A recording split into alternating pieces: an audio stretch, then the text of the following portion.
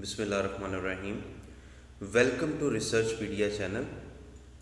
दोस्तों, आज की इस वीडियो में मैं आपको एक एक्सटेंडेड रिग्रेशन आउटपुट मॉडल जो है, जो कि हम रिपोर्ट करते हैं जब भी कोई हम रिसर्च पेपर, रिसर्च प्रोजेक्ट या थीसिस वगैरह जो है उसका फाइनल रिग्रेशन जो मॉडल होता है, जिसमें सारी अजम्पशंस टेस्ट हो चुकी होती हैं, ठीक है, और जहाँ जहाँ जो प्रॉब्लम आपके डेटा में या वेरिएबल में पाई जाती है वो रिमूव हो चुकी होती है, उसके बाद आप एक फाइनल वर्जन जो है वो मॉडल बनाते हो। तो उसकी एक्सटेंडेड फॉर्म कैसे बनाते हैं, मींस जो हमारी एक प्रीवियस वीडियो थी जिसमें मैंने आपको साइड बाय साइड रिग्रेशन जो मॉडल है वो बनाना सिखाया था, तो उसमें मैंने काफ़ी लिमिटेड सी चीज़ें जो हैं वो आपको रिग्रेशन मॉडल में शो करना सिखाई थी। आज की इस वीडियो में मैं आपको एक्सटेंडेड जो वर्जन है रिग्रेशन मॉडल का, रिग्रेशन टेबल का, वो आपको बनाना सिखाऊंगा कि किस तरह से हम एक एक्सटेंडेड वर्जन जो है वो क्रिएट कर सकते हैं, जिसमें हम आर स्क्वायर के अलावा जो वैल्यूज़ हैं आपके मॉडल फिटनेस की, ठीक है, वो कैसे शामिल कर सकते हैं। इसके अलावा हम जो रिग्रेशन डायग्नोसिस हैं, जो अजम्पशंस हमने टेस्ट किए हैं, उनको हम किस तरह से एडजस्ट कर सकते हैं। लास्ट टाइम जो साइड बाय साइड की वीडियो थी वो ये पड़ी हुई है, इसको आप चेक कर सकते हैं। बहरहाल इस वीडियो के अंदर कुछ लिमिटेड ऑप्शन के साथ रिग्रेशन को डिस्कस किया गया था। आज मैं थोड़ी सी डिटेल डिस्कशन करूंगा और काफ़ी सारी चीज़ें मैं ऐड करूंगा। इसके लिए मैं जो है वो एग्जाम्पलीफाई कर रहा हूँ अपने एक डेटा सेट को, जिसमें मेरे 3 डिपेंडेंट वेरिएबल हैं। लाइक ROA मेरा डिपेंडेंट है, ROE मेरा डिपेंडेंट है, टॉबिन्स क्यू जो है वो डिपेंडेंट है।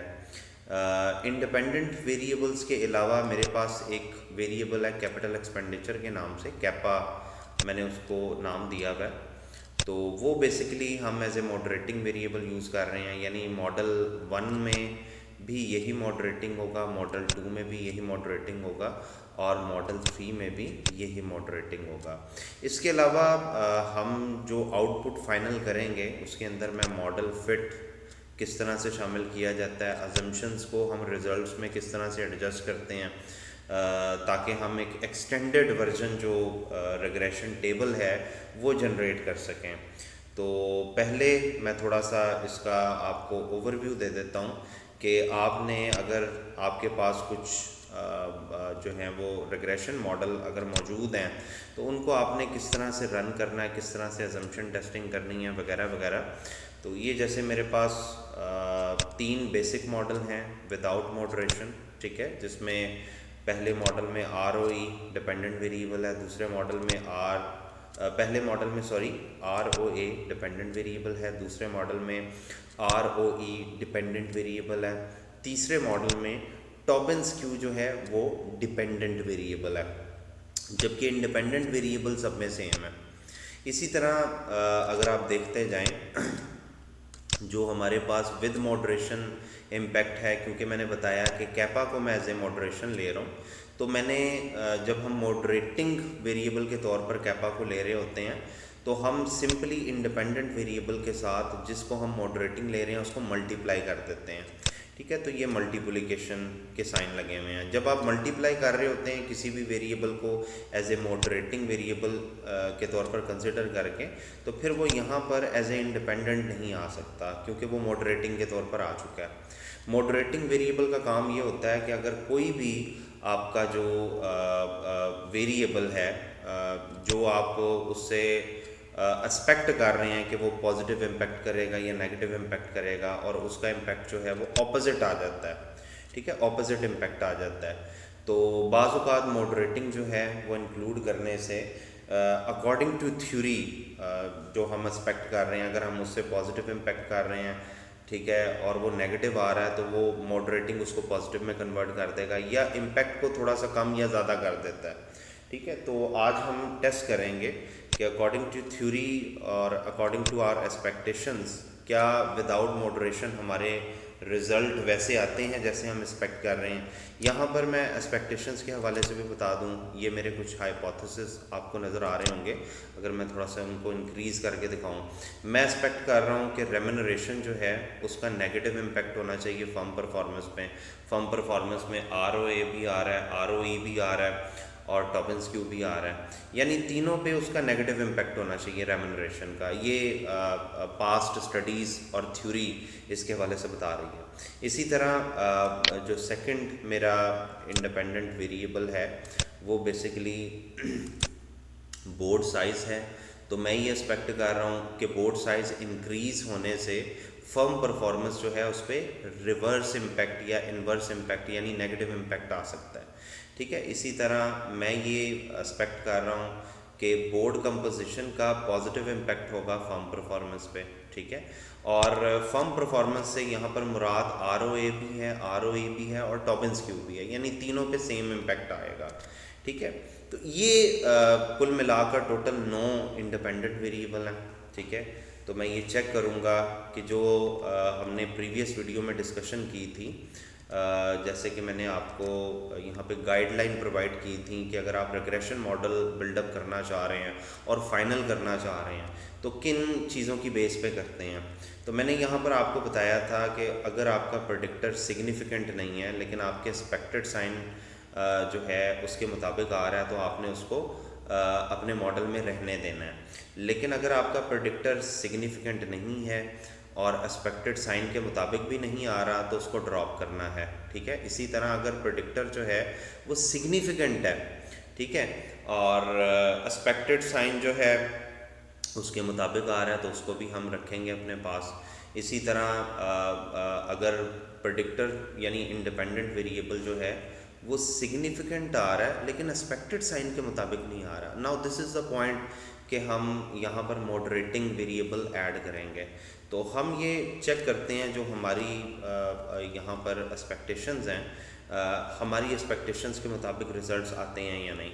यहाँ पे थोड़ा सा मैं ब्रीफ सा आपको ओवरव्यू देता चलूँ क्योंकि अजम्पशंस की वीडियो भी इससे पहले अपलोड हो चुकी हैं। तो मैं ये बताता चलूँ कि हमने जो अजम्पशंस टेस्ट की थी, ठीक है, उसके मुताबिक जो मेरा मौजूदा डाटा सेट है, ठीक है, जिस डाटा सेट पे ये मैं वीडियो बना रहा हूँ उसके हिसाब से जो ROE है यानी मेरा ये सेकंड वाला मॉडल जिसमें ROE डिपेंडेंट वेरिएबल है, इस मॉडल के अंदर तमाम अजम्पशंस ओके थी। All assumptions are okay.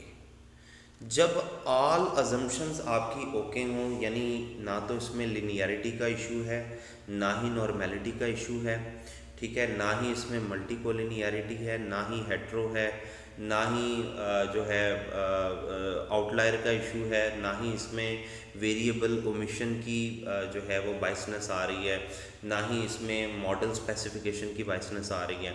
तो आपकी जो रिग्रेशन होती है ना उसको एज इट इज़ आपने रिपोर्ट करना होता है।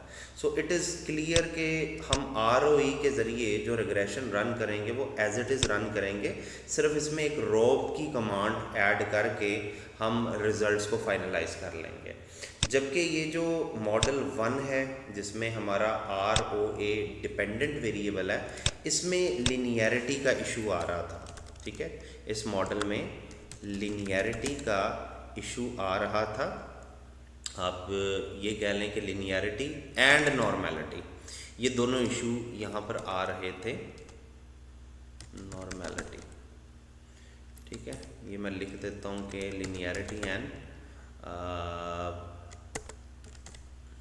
Normality and linearity violated.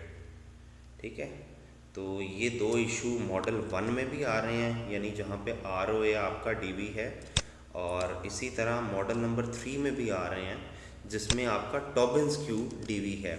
अब उसमें मैंने आपको प्रीवियस वीडियो पे ये सिखाया हुआ है कि अगर ये इश्यूज़ आ जाएं, अगर आप मेरी प्रीवियस वीडियो देखें तो उसमें मैंने ये बताया हुआ है कि अगर ये इश्यूज़ प्रिवेल कर रहे हों आपके मॉडल के अंदर कि लिनियरिटी और जो है वो नॉर्मेलिटी ये दोनों इशू आ रहे हों, तब आपने क्या करना होता है, तब आपने ये करना होता है कि सबसे पहले तो आपने ये चेक कर लेना है कि इसमें वेरिएबल ओमिशन या मॉडल स्पेसिफिकेशन बाइसनेस तो नहीं है। अगर ये दो चीज़ें ओके आ जाएं, फिर सैम्पल साइज़ को चेक कर लें। अगर सैम्पल साइज़ आपका ऑलरेडी 350 या इससे ज़्यादा का है, ठीक है, तो फिर आखिरी हल होता है डिपेंडेंट वेरिएबल की ट्रांसफॉर्मेशन। तो बेसिकली इसमें क्या हुआ है, इसमें सैम्पल का साइज़ भी 350 से प्लस है, ठीक है, और इसमें जो ये दो अजम्पशंस हैं बाइसनेस जो हैं, ये भी इनमें भी कोई इशू नहीं आ रहा, यानी ना तो वेरिएबल ओमिशन हो रही है ना ही मॉडल स्पेसिफिकेशन। इसका मतलब है हमारे पास फाइनल सोल्यूशन क्या था कि हम डिपेंडेंट वेरिएबल को ट्रांसफॉर्म करते हैं। तो बेसिकली इन दोनों वेरिएबल्स को ट्रांसफॉर्म्ड किया गया है, टॉबिन्स क्यू को भी और ROA को भी। तो यहाँ पर जो मेरे पास डाटा मौजूद है, इसमें मैंने ट्रांसफॉर्म्ड ROA और ट्रांसफॉर्म्ड टॉबिन्स क्यू। अब जब मैंने इसकी ट्रांसफॉर्मेशन की थी तो जो सॉफ्टवेयर ने रेकमेंड किया था वो रेकमेंड किया था स्क्वायर रूट ऑफ ROA, यानी जो ROA as a dependent variable है उसका स्क्वायर रूट लेकर जो है उसकी वैल्यूज़ ठीक होती हैं। इसी तरह टॉबिन्स क्यू जो है, ठीक है, टॉबिन्स क्यू का भी स्क्वायर रूट लेकर वैल्यूज़ ठीक होती हैं। तो अब हम क्या करेंगे कि हम जब मॉडल रन करेंगे तो हम बेसिकली टॉबिन्स क्यू नहीं लेंगे, हम स्क्वायर रूट ऑफ टॉबिन्स क्यू जो है उसको एज ए डिपेंडेंट वेरिएबल ले लेंगे। तो यहाँ पे मैं लिख देता हूँ स्क्वायर रूट, ठीक है, इसमें भी स्क्वायर रूट आ गया और इसमें भी स्क्वायर रूट आ गया। तो ये बेसिकली हम जो है वो ले लेंगे। अब मैं इन पे रिग्रेशन रन करता हूँ, ठीक है, और उस रिग्रेशन के जो रिज़ल्ट्स हैं उनको साइड बाय साइड शो करके तो उसके बाद हम चेक करेंगे अकॉर्डिंग टू आर क्राइटेरिया। जो मैंने क्राइटेरिया आपको बताया हुआ है, ये वाला क्राइटेरिया हम चेक करेंगे कि इसमें से कौन कौन सी चीज़ें हमारी मीट हो रही हैं और कौन कौन सी मीट नहीं हो रही। सो मैं रिग्रेशन की तरफ आता हूँ, ज़रा वेट कीजिएगा जी। ये प्रोसीजर है जो मैंने आपको साइड बाय साइड रिग्रेशन में आपको बताया था। इसमें हम पहला मॉडल रन करेंगे विद ट्रांसफॉर्म्ड डिपेंडेंट वेरिएबल, क्योंकि जैसे कि मैंने बताया कि जो मेरा पहला डिपेंडेंट वेरिएबल है ROA, ठीक है, जो मैंने अभी आपको सारी चीज़ें समझाई हैं कि इसमें लिनियरिटी और नॉर्मेलिटी का इशू आ रहा था, ठीक है, तो उसके बाद हमें इसको ट्रांसफॉर्म्ड करना पड़ा। तो मैं ट्रांसफॉर्म्ड जो ROA है उसको एज ए डिपेंडेंट वेरिएबल लूँगा, ठीक है। तो ये वाला ROA मैं यूज़ नहीं करूँगा, मैं ट्रांसफॉर्म्ड ROA को एज ए डिपेंडेंट वेरिएबल लूँगा। तो जब आपने डिपेंडेंट वेरिएबल के तौर पर किसी वेरिएबल को लेना होता है, उससे पहले रेक आप लिखते हैं कमांड विंडो के अंदर, ठीक है। अब मैं इसको स्क्वेयर्ड ROA जो कि मेरा ट्रांसफॉर्म्ड डिपेंडेंट वेरिएबल है उसको मैं लेता हूँ, और उसके बाद मैं यहाँ पर देख लेता हूँ कि मुझे क्या चाहिए। मुझे रेम्यूनरेशन चाहिए, मुझे BS चाहिए, मुझे BC चाहिए, CEOs चाहिए, ये तमाम के तमाम वेरिएबल यहाँ पर मौजूद हैं। तो मैंने बेसिकली रेम्यूनरेशन से स्टार्ट करना है जो कि मेरा पहला इंडिपेंडेंट है। सो इनको वन बाय वन क्लिक करते जाएं और ये देखें ये यहाँ पर आते जाएंगे, ठीक है। तो इनको क्लिक करते जाएंगे हम वन बाय वन, ठीक है।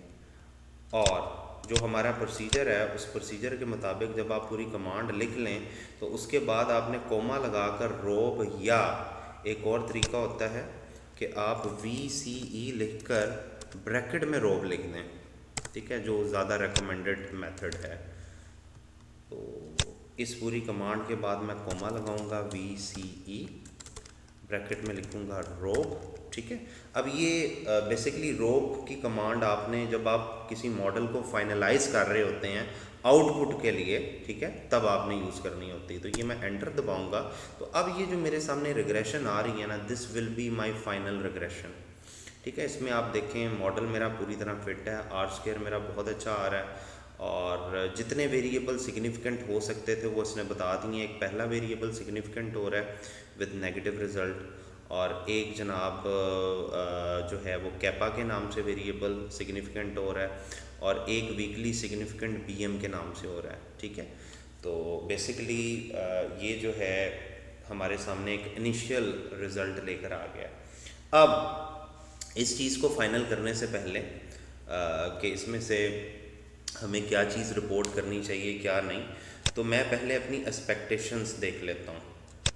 सबसे पहले उसने बताया कि चेक करें कि वेरिएबल सिग्निफिकेंट भी नहीं है और एक्सपेक्टेड साइन भी आ रहा है। तो पहले इसमें मैं आइडेंटिफाई कर लेता हूँ कि मेरे कौन कौन से वेरिएबल सिग्निफिकेंट है। मेरे एक तो ये सिग्निफिकेंट आ रहा है, ठीक है। एक मेरा सिग्निफिकेंट आ रहा है BM वाला वेरिएबल, ये वीकली सिग्निफिकेंट है। और एक मेरे पास सिग्निफिकेंट आ रहा है हाईली सिग्निफिकेंट, वो कैपा के नाम से है।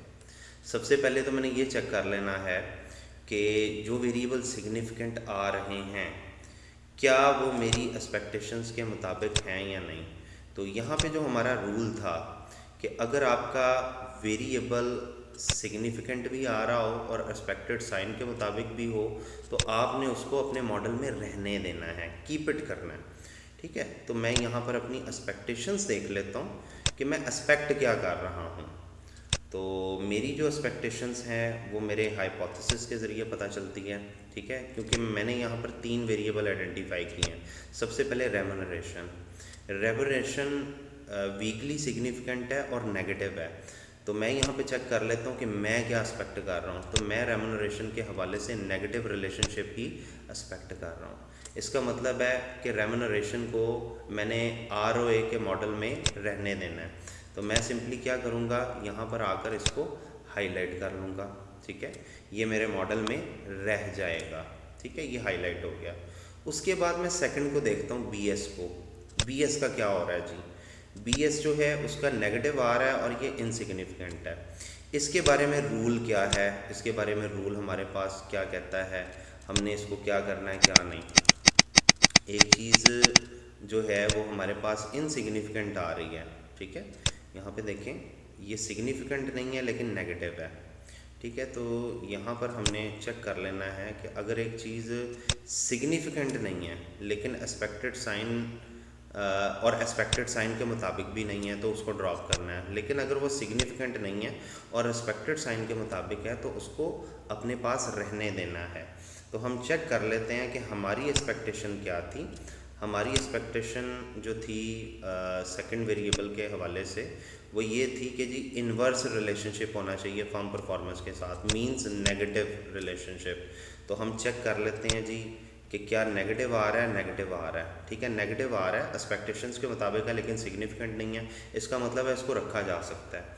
उसके बाद बोर्ड कंपोजिशन है, पॉजिटिव रिलेशनशिप है लेकिन सिग्निफिकेंट नहीं है, ठीक है। पहले तो ये चेक कर लेते हैं कि हमारी एक्सपेक्टेशंस इसके हवाले से क्या हैं। तो there should be a positive impact of board composition on firm performance. Positive जो है वो हम एक्सपेक्ट कर रहे हैं और यहाँ पर अगर हम देखें तो पॉजिटिव ही आ रहा है लेकिन सिग्निफिकेंट नहीं है, लिहाजा हम रख सकते हैं क्योंकि इसका कोफिशिएंट जो है वो हमारी एक्सपेक्टेशंस के मुताबिक आ रहा है, ठीक है। उसके बाद CEO को देखें, इसका नेगेटिव इम्पैक्ट आ रहा है और सिग्निफिकेंट नहीं है। चेक कर लेते हैं कि जी CEO का क्या कह रहा है, ये रिक्वायर कर रहा है पॉजिटिव इम्पैक्ट, ठीक है। अब ये है पॉइंट जी, पॉजिटिव इम्पैक्ट रिक्वायर कर रहा है और यहाँ पर हमारा जो आ रहा है, हमारा आ रहा है नेगेटिव। एक तो ये हमारे साइन से बिल्कुल उल्टा आ गया और दूसरा ये सिग्निफिकेंट भी नहीं है, ठीक है। तो अगर साइन से उलट आ जाए और सिग्निफिकेंट भी ना हो तो हमने क्या करना है जी, अगर कोई चीज़ हमारे साइन से उल्टी आ जाए और सिग्निफिकेंट भी ना हो तो उसको क्या करना है, उसको हमने ड्रॉप कर देना है, ठीक है। तो पहली चीज़ ये कि आपका ये कौन सा वेरिएबल सिग्निफिकेंट नहीं है, ये CEOs है, इसको हम यहाँ से मॉडल से हटा देंगे, ठीक है। यहाँ पर हम आएंगे CEOs, इसको हम मॉडल से हटाते हैं। इसके लिए हम इसको ज़रा रेड कर लेते हैं, ठीक है, थोड़ा सा पहचानने में आसान होगा। ये रेड कर लिया हमने कि इसको हमने मॉडल से हटाना है। उसके बाद हम BM को देख लेते हैं क्योंकि ये बाकी सारे जो हैं ये अकॉर्डिंग टू एक्सपेक्टेशंस आ रहे हैं, ठीक है, जबकि ये नहीं आ रहा, ये अकॉर्डिंग टू एक्सपेक्टेशंस भी नहीं है, ये बिल्कुल एक्सपेक्टेशन से उलट और सिग्निफिकेंट भी नहीं है। अच्छा, उसके बाद हम नेक्स्ट को देखते हैं, BM को। ये नेगेटिव है और सिग्निफिकेंट भी है, ठीक है। अब हमारी एक्सपेक्टेशंस क्या है, पहले हम अपनी एक्सपेक्टेशंस देख लेते हैं कि व्हाट वी आर एक्सपेक्टिंग। अच्छा जी, BM के मतलब यानी बोर्ड मीटिंग के मतलब ये कहता है कि मोर बोर्ड मीटिंग में एनहेंस फर्म परफॉर्मेंस, यानी पॉजिटिव रिलेशनशिप हम एक्सपेक्ट कर रहे हैं। तो यहाँ पर हम देखते हैं कि बोर्ड मीटिंग का पॉजिटिव नहीं आ रहा, नेगेटिव आ रहा है, लेकिन ये सिग्निफिकेंट है, ठीक है जी, ये सिग्निफिकेंट है। तो इसके मतलब रूल क्या है कि अगर ऑपोजिट साइन आए लेकिन सिग्निफिकेंट हो तो हमने क्या करना है। सो जब आपका ऑपोजिट साइन आए लेकिन सिग्निफिकेंट हो, ठीक है, ये है। अगर आपका एक्सपेक्टेड साइन जो है वो उलट आ रहा है उससे लेकिन वो सिग्निफिकेंट हो, तो बेसिकली हमने इंटरेक्शन टर्म ऐड करनी है। इसका मतलब ये हो गया कि जो BM है ना, ये जब आप मॉडरेटिंग मॉडल रन करेंगे, ये वाला, तो इसमें आप सिर्फ BM वाला जो है उसके अंदर मॉडरेटिंग रन करेंगे। ये इसको आप बेशक ग्रीन कर दें, ठीक है। तो हमें मॉडरेटिंग जो है वो सिर्फ इसी के ऊपर रन करना पड़ेगा, क्योंकि ज़ाहिर है इसका साइन ऑपोजिट आ रहा है। रूल ये है कि अगर आपका वेरिएबल सिग्निफिकेंट आ रहा है लेकिन एक्सपेक्टेड साइन के मुताबिक नहीं है तो आप उसमें इंटरेक्शन टर्म ऐड कर दें, या उसको रिव्यू करके देख लें, मज़ीद वेरिएबल कोई अल्टरनेटिव आ सकता है तो वो ले आएँ, वरना मॉडरेशन ऐड कर दें, इंटरेक्शन टर्म, जिसको हम मॉडरेटिंग कहते हैं। तो हम इसके मॉडरेटिंग को यहाँ पर फाइनल कर लिया हमने। अच्छा, उसके बाद हम नेक्स्ट पे जाते हैं जी। AI है, ऑडिट इंडिपेंडेंस, नेगेटिव आ रहा है और सिग्निफिकेंट नहीं है। हम देखते हैं हमारी एक्सपेक्टेशंस क्या थी इसके हवाले से। हमारी एक्सपेक्टेशंस जनाब यहाँ पर हम देखते हैं, ऑडिट इंडिपेंडेंस का पॉजिटिव इम्पैक्ट होना चाहिए, ठीक है। यहाँ पे क्या आ रहा है जी, ऑडिट इंडिपेंडेंस का नेगेटिव आ रहा है लेकिन सिग्निफिकेंट नहीं है, ठीक है, मतलब ऑपोजिट आ रहा है लेकिन सिग्निफिकेंट नहीं है। तो जब ऑपोजिट आ रहा हो और सिग्निफिकेंट ना हो तब क्या करना होता है जी, जब आपका रिज़ल्ट सिग्निफिकेंट भी नहीं है और ऑपोजिट आ रहा है तो हमने क्या करना है, उसको ड्रॉप कर देना है। तो यहाँ पर ये ड्रॉप हो जाएगा AI। तो मैं यहाँ पर आता हूँ जनाब, यहाँ पर चेक कर लेता हूँ AI ये है। तो मुझे जो AI है इसको ड्रॉप करना पड़ेगा, ठीक है। यहाँ से इसको मैं रेड कर लेता हूँ कि ये भी मेरा ड्रॉप हो जाएगा, ठीक है। उसके बाद साइज़ पर आता हूँ। साइज़ के हवाले से देखें, नेगेटिव रिलेशनशिप है, ठीक है, और सिग्निफिकेंट भी नहीं है। हम चेक करते हैं हमारी एक्सपेक्टेशंस क्या है इस वेरिएबल के हवाले से, based on theory, based on previous findings. तो साइज़ के हवाले से कहता है कि साइज़ का पॉजिटिव इम्पैक्ट होना चाहिए, ठीक है। तो हम यहाँ पे जब रिज़ल्ट देखते हैं तो साइज़ का नेगेटिव आ रहा है और सिग्निफिकेंट भी नहीं आ रहा। तो जब ऑपोजिट आए, आपकी एक्सपेक्टेशन से ऑपोजिट रिज़ल्ट आ रहा हो और वो सिग्निफिकेंट भी ना हो, तो इसका मतलब है उसको ड्रॉप कर देना चाहिए। तो हम क्या करेंगे, हम यहाँ पर जनाब इसको भी रेड कर देते हैं कि ये हमारे मॉडल का पार्ट नहीं बनेगा, ठीक है जनाब, ये हो गया। उसके बाद हम लिवरेज को देखते हैं। लिवरेज के हवाले से हमारी एक्सपेक्टेशंस क्या है, लिवरेज के हवाले से हमारी पॉजिटिव एक्सपेक्टेशन है कि इसका जो बीटा है वो पॉजिटिव आना चाहिए। तो यहाँ पर हम चेक करते हैं जी, लिवरेज का पॉजिटिव आ रहा है, ठीक है, लेकिन सिग्निफिकेंट नहीं है। तो जब आपकी एक्सपेक्टेशंस के मुताबिक आ रहा हो, चाहे वो सिग्निफिकेंट हो चाहे ना हो, तो उसको आपने रखना होता है अपने पास। तो लिवरेज फ़िलहाल रहेगा हमारे मॉडल में। उसके बाद हम नेक्स्ट वेरिएबल को देख लेते हैं। नेक्स्ट हमारी एक्सपेक्टेशंस क्या है जी, कैपिटल एक्सपेंडिचर जो है उसका पॉजिटिव इम्पैक्ट होना चाहिए फर्म परफॉर्मेंस पे। तो इसको हम देख लेते हैं कि ये पॉजिटिव आ रहा है और ये सिग्निफिकेंट भी है, तो अल्टीमेटली इसको भी हम मॉडल में रखेंगे। सो अब आपने क्या करना है, अब आपने ये करना है कि आपने रिग्रेशन जो है उसमें ये 3 वेरिएबल शामिल नहीं करने, एक CEOs, एक AI और तीसरा साइज, ठीक है, इनके बगैर रिग्रेशन रन करनी है। सो हम इसी जो है वो कमांड को यहाँ पे कॉपी करेंगे, लेकिन इन 3 वेरिएबल्स को निकाल देंगे जिन वेरिएबल्स की बेस पे हमें पता चल रहा है कि जनाब हमारा ये वेरिएबल, हमारी जो मैंने आपको रिग्रेशन गाइडलाइन बताई थी उनके मुताबिक नहीं आ रहे। एक हमारा CEOs था, ठीक है, वो यहाँ से निकाल दिया। दूसरा हमारा क्या था जी, यहाँ पर चेक कर लेते हैं। एक CEOs को करना है, एक AI को करना है और एक साइज़ को। तो CEO, AI और साइज़, ये मैंने वेरिएबल अपने रिग्रेशन मॉडल से निकाल दी हैं, ठीक है, यहाँ से निकाल दी हैं। अब मैं रिग्रेशन रन करूँगा। जब अब रन करूँगा, मॉडल फिट है, R² भी ठीक है। अब ज़रा देखें कि आपके रिज़ल्ट मज़ीद बेहतर हो चुके हैं, ठीक है। अब एक दफ़ा जो इनसिग्निफिकेंट आ रहे हैं उन्हें चेक कर लें, जो सिग्निफिकेंट आ रहे हैं वो तो हम रखेंगे, जो इनसिग्निफिकेंट आ रहे हैं उन्हें चेक कर लें। अब ये जो BS है पॉजिटिव आ रहा है, तो BS को हम चेक कर लेते हैं जी। बोर्ड साइज़ है, हमें इन्वर्स रिलेशनशिप चाहिए, लेकिन ये क्या आ रहा है जी, ये पॉजिटिव आ रहा है, ठीक है, और सिग्निफिकेंट नहीं है यहाँ पर, ठीक है, पॉजिटिव आ रहा है। तो ये बिल्कुल ऑपोजिट है, इसका मतलब है ये भी फर्दर निकल जाएगा। पहले ये नेगेटिव आ रहा था, अब क्या आ रहा है, पॉजिटिव आ रहा है। तो इसको निकाल दें जनाब। यहाँ पर हम BS को भी निकाल देते हैं। अच्छा जी, ये निकल गया। उसके बाद आप जो मज़ीद इनसिग्निफिकेंट हैं उन्हें देख लें, ठीक है जी। ये BC है, पॉजिटिव है लेकिन सिग्निफिकेंट नहीं है। तो BC को हम देख लेते हैं कि क्या हमें ये पॉजिटिव चाहिए था।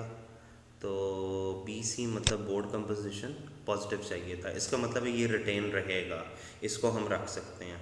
अच्छा, उसके बाद मज़ीद इनसिग्निफिकेंट एक ये है, ठीक है, इसको देख लें। लिवरेज का नेगेटिव इम्पैक्ट आ रहा है, ठीक है, पहले ये पॉजिटिव था अब नेगेटिव आ रहा है और ये सिग्निफिकेंट भी नहीं है, ठीक है।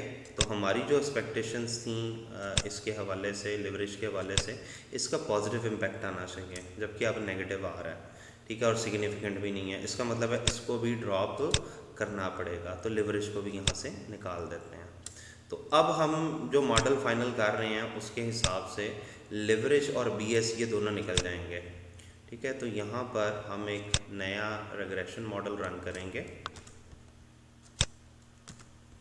जिसमें से हम BC आई थिंक होना था, यहाँ पे चेक कर लें जी कि BS था, BS था, सॉरी BC नहीं है, क्योंकि BC ठीक आ रहा है, सिर्फ BS गलत था। तो ये BS को आप कर लें, ठीक है। यहाँ से हम BS को निकाल लेते हैं और एक लिवरेज को निकाल लेते हैं, ठीक है। अब ये हमारे पास एक फाइनल मॉडल आ गया जी, ठीक है। अब देखें, BC पॉजिटिव हमें रिक्वायर थी, वो पॉजिटिव ही आ रही है, ऑल्दो वो सिग्निफिकेंट नहीं है, लेकिन बाकी सारा हमारा रिज़ल्ट फाइनल हो गया। तो जब इस तरह से आपकी हर चीज़ आपके अगर बहुत सारे नंबर ऑफ़ वेरिएबल्स हैं और आप फाइनल नहीं कर पा रहे, तो जैसे मैंने गाइडलाइन आपको बताई हैं, उन गाइडलाइन को बेस बनाकर इस तरह से आप मॉडल को फाइनलाइज कर लें, ठीक है। मैं जो है इसको जो मेरी सेकंड कमांड है, जब आप मॉडल को फाइनल कर लेते हैं तो वो आपने ये लगानी होती है, ठीक है। तो ये मैं कमांड यहाँ पर लगा लेता हूँ, इसको एज इट इज़ मैं कॉपी कर लेता हूँ, ESTS2 मॉडल 1, ठीक है। और ये कमांड लगाने के बाद मेरे पास जो है वो इसका आउटपुट लेने के लिए outrec यूजिंग myrecdog अपेंडेड ये वाली कमांड है, इसको मैं यहाँ पर लगा देता हूँ, ठीक है। Just a minute. जब आप कॉपी पेस्ट कर रहे होते हैं तो कुछ और चीज़ें भी कॉपी हो जाती हैं, तो उनसे बचें। ये देखें जी, ये अब मेरे पास ले आया है रिज़ल्ट। बेसिकली ये यहाँ पर है, ये वाला है, ये रिज़ल्ट है जो मुझे रिक्वायर है। मैं इसका ना यहाँ पर नाम चेंज कर लेता हूँ ताकि एक नई फ़ाइल जो है वो मेरे पास बन जाए, क्योंकि ये ऑलरेडी एक फ़ाइल मेरे पास सेव थी, तो शायद इस वजह से ये उसी को बार बार ओपन करता जा रहा है। तो मैं यहाँ से फ़ाइल का नाम चेंज कर देता हूँ, मैं इसको रख देता हूँ myrec2 के नाम से ना। तो ये देखें जी, अब इसको मैं ओपन करता हूँ तो ये मेरे पास आ गई है। ये भी मेरा ख्याल है मेरे पास पहले से मौजूद है शायद, इस वजह से ये भी कमांड ठीक नहीं है। तो मैं यहाँ पर इसको कर देता हूँ myreg5 कर देता हूँ ताकि ज़रा ढूंढने में आसानी हो। ये देखें जी, अब ये आया सिंगल फॉर्म में। अब ये मेरे पास एक मॉडल फाइनल हो गया बेस्ड ऑन ROA, क्योंकि मेरा जो डिपेंडेंट वेरिएबल था यहाँ पर अगर मैं चेक करूँ तो ये स्क्वायर रूट ऑफ ROA है। बेसिकली आप यहाँ पर डिपेंडेंट वेरिएबल का जो ओरिजिनल नेम है वो शो कर दें, ठीक है। ये आपका पहला मॉडल बन गया। अब एक्सटेंडेड वर्जन क्या होता है? एक्सटेंडेड वर्जन ये होता है आपके पास जो रिज़ल्ट शो हो रहे हैं उसमें R² आपको नज़र आ रहा है, ऑब्जर्वेशन नज़र आ रहा है, कौन से वेरिएबल आपके सिग्निफिकेंट हैं कौन से नहीं हैं वो पता चल रहे हैं। लेकिन यहाँ पर आपको मॉडल फिटनेस के मतलब कुछ नहीं बताया जा रहा कि मॉडल फिट है या नहीं है, आपको रिग्रेशन डायग्नोस्टिक का नहीं पता चल रहा, ठीक है। तो उनको आपने मैन्युअली एंटर करना होता है। मसलन मैं यहाँ पर इसके आउटपुट पे जाता हूँ तो ये मेरे पास होता है मॉडल फिटनेस का ना, ठीक है। तो इसको आप यहाँ से बेशक कॉपी कर लें। इसको कॉपी करके तो आप अपने रिग्रेशन रिज़ल्ट पे शो कर दें इसकी जितनी भी वैल्यू बनती है। यहाँ से ये देखिए ये मैंने शो कर दिया, ठीक है। इसी तरह आप अगर चाह रहे हैं कि इसमें जो है वो जो आपकी एजम्पशंस हैं वो भी शो हो जाएं तो वो भी यहाँ पर एडिट करके उनके नाम लिख सकते हैं, लेकिन कोशिश करें कि वो इनसे थोड़ा सा नीचे आएँ, ठीक है। लाइक ये जहाँ पे R² लिखा हुआ है इससे नीचे आपके पास जगह होनी चाहिए। तो उनके मैं यहाँ पर नाम लिखता हूँ फिर आपको शो करवाता हूँ। Just a minute. ये इस तरह से आप रिग्रेशन डायग्नोस्टिक लिख कर तो नीचे जो मेन अजम्पशंस हैं जैसे कि नॉर्मेलिटी है, हेट्रोसेडास्टिसिटी है, मल्टीकोलिनियरिटी है, ठीक है, ये मेन अजम्पशंस होती हैं। जबकि लिनियरिटी जो है वो आपके रिग्रेशन रिजल्ट्स में ही कवर हो जाती है। ये जो पॉजिटिव और नेगेटिव रिलेशनशिप आ रहे हैं ना, ये लिनियरिटी को कवर कर जाते हैं। आउटलायर वो डाटा सेट के साथ जो इश्यूज़ हैं वो उसी के अंदर कवर हो जाते हैं। तो वो हम क्योंकि इनिशियल लेवल पे ही उसको कवर कर लेते हैं इसलिए उसको रिपोर्ट करने की ज़रूरत नहीं होती, ठीक है। तो यहाँ पे जो चीज़ ज़रूरी है वो ये है कि जो मेन आपके रिग्रेशन डायग्नोस्टिक हैं जैसे कि नॉर्मेलिटी है, हेट्रोसेडास्टिसिटी है और मल्टीकोलिनियरिटी है। इसी तरह एक हम मॉडल स्पेसिफिकेशन बाइसेस जो हैं वो चेक करते हैं, वेरिएबल ओमिशन बाइसेस चेक करते हैं, उनको रिपोर्ट करना है। एंड रिमेंबर वन थिंग कि आप टेबल पे रिपोर्ट कर रहे हैं इसलिए यहाँ पे ग्राफिकल मेथड जो है वो नहीं आ सकता। आप जो नॉन ग्राफिकल मेथड जो भी यूज़ करते हैं जैसे नॉर्मेलिटी के कुछ नॉन ग्राफिकल मेथड्स हैं, हेट्रोसेडास्टिसिटी के नॉन ग्राफिकल मेथड्स हैं, ठीक है, मल्टीकोलिनियरिटी के नॉन ग्राफिकल मेथड्स हैं, इसी तरह मॉडल स्पेसिफिकेशन, वेरिएबल ओमिशन, इनके नॉन ग्राफिकल मेथड्स हैं। आपने उस मेथड का नाम, ठीक है, और उसकी जो वैल्यू आई है जिस पे वो आपने डिसीजन करना है वो वैल्यू यहाँ पर शो करनी है। तो मैं आपको दिखाता हूँ कि मेरे इस मॉडल के साथ इन टेस्टों की क्या क्या वैल्यूज़ आई हैं। तो just a minute. For example ये जो मेरा फाइनल मॉडल था जिसका मैंने अभी आउटपुट शो किया है ये वाला, ठीक है, जिनमें मैंने वेरिएबल्स को फाइनल करके इस पे मैंने नॉर्मेलिटी जो है वो तीनों मेथड से जो है वो करके देखी है। स्क्यूनेस और कर्टोसिस में भी ये सिग्निफिकेंट नहीं है, ठीक है, इसका मतलब है नॉर्मेलिटी का इशू नहीं है, ठीक है। अगर मैं एस विल्क टेस्ट जो है उसको देखूं तो उसमें भी पी वैल्यू 5% से ज़्यादा आ रही है, और जैर्क बैरा टेस्ट में देखूं तो उसमें भी मेरी जो वैल्यू है वो 5% से ज़्यादा आ रही है। तो आपने क्या करना होता है, आपने किसी एक टेस्ट को रिपोर्ट करना होता है, ठीक है। तो मैं नॉर्मली यूज़ करता हूँ जैर्क बैरा नॉर्मेलिटी टेस्ट, ठीक है। तो मैं इसी को यहाँ पर रिपोर्ट कर देता हूँ। जस्ट सिंपली इसको यहाँ से कॉपी करें, ठीक है, और अपने इस रिग्रेशन रिज़ल्ट के अंदर ले आएँ इसको। यहाँ पर इसका नाम मेंशन कर दें, ठीक है। ये जैरिक बैरक के ज़रिए आपने नॉर्मेलिटी टेस्ट किया। अब इसकी वैल्यू यहाँ पर लिखनी है हमने, ये वाली, ठीक है। इसको आप रिपोर्ट कर दें यहाँ पर, ये देखें जी। So this is basically the P value. ये आपके सामने ये जो नज़र आ रही है, this is the P value, ठीक है। तो ये आपकी प्रोबेबिलिटी वैल्यू है। It's mean this is not significant. आप चाहें तो सिर्फ इस वैल्यू को भी रिपोर्ट कर सकते हैं, क्योंकि बेसिकली ये जो जब स्टार लगते हैं ना किसी वैल्यू के ऊपर, तभी वो सिग्निफिकेंट काउंट होती है। तो हम अगर इस वैल्यू को हटा भी दें, ठीक है, तो हम इसके ऊपर क्योंकि स्टार शो नहीं कर रहे, इसका मतलब है ये वैल्यू सिग्निफिकेंट नहीं है, ठीक है, इस तरह से।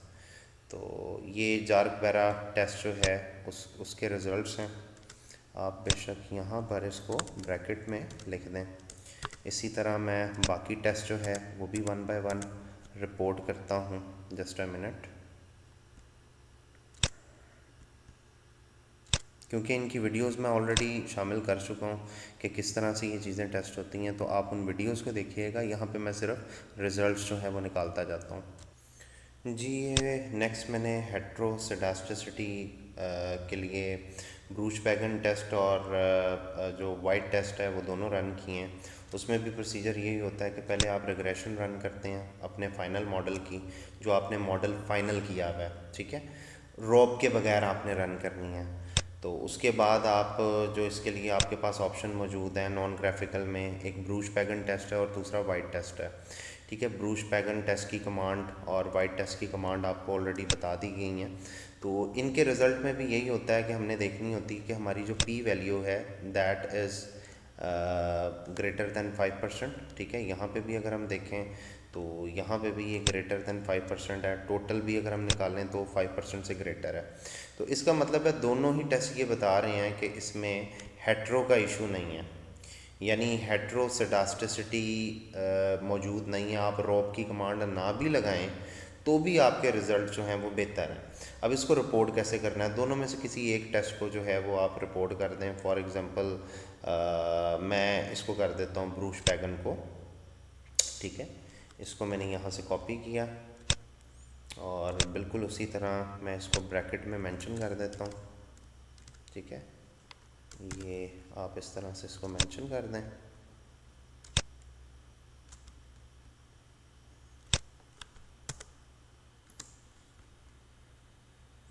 यहाँ से थोड़ी सी हमें इनकी विड्थ जो है वो इंक्रीज़ करनी पड़ेगी, ये देखें जी। और यहाँ पर इसकी वैल्यू लें, ठीक है, ये वाली, सॉरी ये काई स्क्वायर वाली, ये वैल्यू।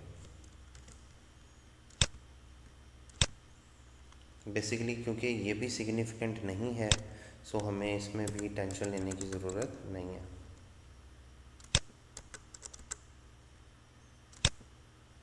अगर ये सिग्निफिकेंट होता तो हमारे लिए यहाँ पे प्रॉब्लमेटिक हो सकता था, ठीक है, ये इस तरह से। इसी तरह फिर मैं मल्टीकोलिनियरिटी की टेस्टिंग करता हूँ यहाँ पर। जस्ट अ मिनट जी। मल्टीकोलिनियरिटी टेस्ट करने के लिए हमने VIF की कमांड रन की है आफ्टर रिग्रेशन, यानी पहले जो आपका फ़ाइनल मॉडल है, ठीक है, जो फाइनल मॉडल हम चला रहे हैं उसको आप रन करें, ठीक है। उसके बाद VIF लिखें तो ये VIF कंप्यूट कर लेता है। अब इसमें करना ये होता है, अगर आप इसको रिपोर्ट करना चाह रहे हैं तो सिंपली आपको यहाँ पर एक कॉलम जो है वो बनाना होता है, ठीक है। फॉर एग्ज़ाम्पल मैं इधर एक कॉलम जो है वो ऐड कर लेता हूँ, ठीक है, राइट साइड पे, और इधर लिख लेता हूँ VIF, ठीक है। वैसे तो आप ज़ुबानी भी बता दें तो काम चल सकता है, लेकिन बाज़ पब्लिशर या बाज़ ऑथर या बाज़ सुपरवाइज़र ये रिक्वायर करते हैं कि आप मेंशन करें। तो ये कैपा का VIF, ठीक है, ये मैं यहाँ पर मेंशन करता हूँ कैपा के सामने यहाँ पर, ठीक है। इसी तरह ये BC का VIF है, इसको मैं मेंशन कर देता हूँ बी सी के सामने इस तरह से, ठीक है। इसी तरह आर ई एम का वी आई एफ है, इसको यहाँ से मैं कॉपी करता हूँ और इधर मेंशन कर देता हूँ आर ई एम का, ये आ गया। और उसके बाद मेरे पास बी एम का है जी, ठीक है। इसको यहाँ से कॉपी किया और इसको यहाँ पर ले आए, ठीक है।